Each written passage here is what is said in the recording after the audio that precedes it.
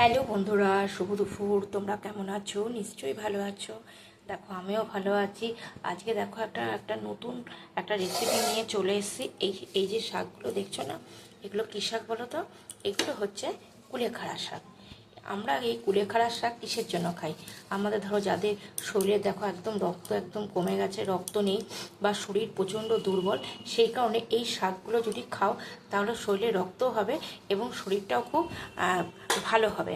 এই শাকটা আমরা কি করি, প্রথমত ধরো কেউ আমরা থ্যাতো করে রস করে খাই, এরকমই আর কি খাই। আজকে আমি একটু অন্যরকম করে তোমাদের এই কুলেখাড়া শাকটা যে খাওয়া যায় সেটা আমি তোমাদের দেখাবো। দেখো এখানে শাকটা ভালো করে ধুয়ে পরিষ্কার করে আমি রেখে দিয়েছি, তারপরে আমি কুচিয়ে কাটবো।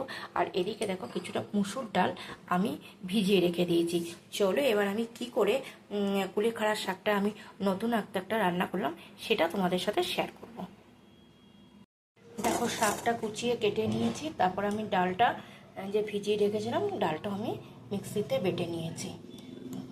ডাল দিয়ে দিলাম কিছুটা, আর দেবো হচ্ছে এখানে পেঁয়াজ কুচি। একটু পেঁয়াজটা কুচি করে দিয়ে নেব। তারপরে দেবো হচ্ছে, আমি ডালটা বাটার সময় একটা শুকনো মানে কাঁচা লঙ্কা দিয়ে আমি বেটেছিলাম, তাও আমি একটুখানি লাল লঙ্কার গুঁড়ো একটু সামান্য একটু দিয়ে দিলাম।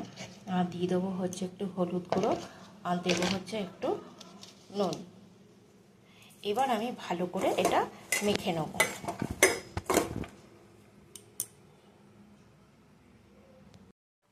দেখো এইভাবে পুরো একদম মেখে আমি নিয়েছি। তারপর আমি কড়াইতে আমি সর্ষের তেল দিয়ে দিয়েছি, তেলটা গরম হয়ে গেছে। তারপরে দেখো চ্যাপটা চ্যাপটা করে বড়ার আকারে আমি ছেড়ে দিচ্ছি।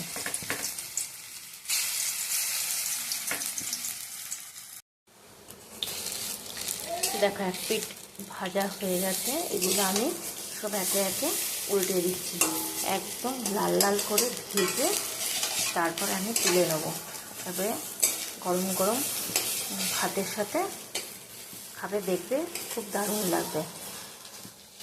তোমাদের কেমন লাগলো তোমরা কিন্তু অবশ্যই কিন্তু একটা কমেন্টে কিন্তু জানাবে, আর একটা লাইক কমেন্ট শেয়ার করে দেবে।